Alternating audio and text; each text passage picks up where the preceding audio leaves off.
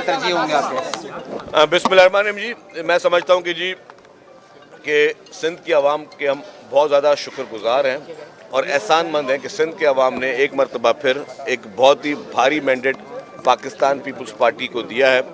Peoples party के कंधों पे एक और कर्जा जो है सिंध के अवाम ने इस वक्त डाला है और यही कोशिश होगी। जो कल आपने चेयरमैन बिलावल भुट्टो ज़रदारी साहब की स्पीच सुनी, जिसपे उन्होंने ये ताकीद की कि सिंध के लोगों के मसाइल हल करें, प्रायोरिटी दें पीने के पानी को, चाहे वो पीने का पानी शहरों के लिए हो या वो पीने का पानी जो है वो देहात में हो।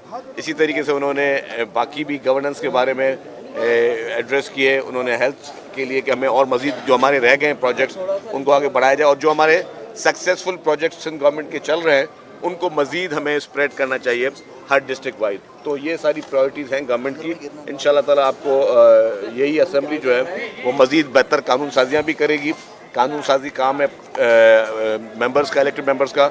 अच्छे कानून बनाए जिससे लोगों को रिलीफ पहुंच सके। अच्छा शर्जील साहब, ये बताइए, जिस तरह से आपने महकमा चलाया ट्रांसपोर्ट का, आप क्या समझते हैं, क्या दोबारा से आपको वही महकमा मिलने लगा है कि नहीं? मुझे इसका इल्म नहीं है।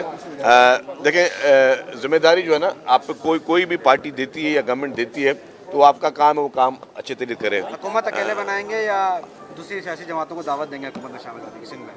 जी, अभी मुझे इसका कबल वक्त होगा, पहले ओथ तो उठा लें, फिर देख लेंगे जी किसको साथ लेना है किसको साथ नहीं लेना है। बताया कि बाहर एहतजाज भी चल रहा है, धरना लगा हुआ है, तो क्या कहना नहीं चाहते? देखिए, उनके पास और कोई रास्ता नहीं है।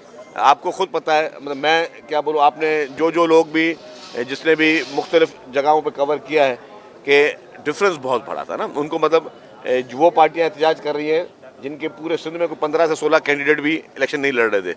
अब वो बोल रहे हैं कि हमारे मैंडेट पे ढाका हुआ है। अब 15-16 टोटल कैंडिडेट आपके लड़ रहे थे, आपके मैंडेट को आपको क्या था? मैंने तो अभी ये ऑफर की थी जी कि जो मेरा हल्का है, मेरी सीट है, वो मैं ओपन छोड़ता हूँ, खाली छोड़ता हूँ। जिसको भी आके वहाँ से इलेक्शन लड़नी है वो आके लड़ ले, पता चल जाएगा कि जी कि किसका मैंडेट क्या है। एक ये बात।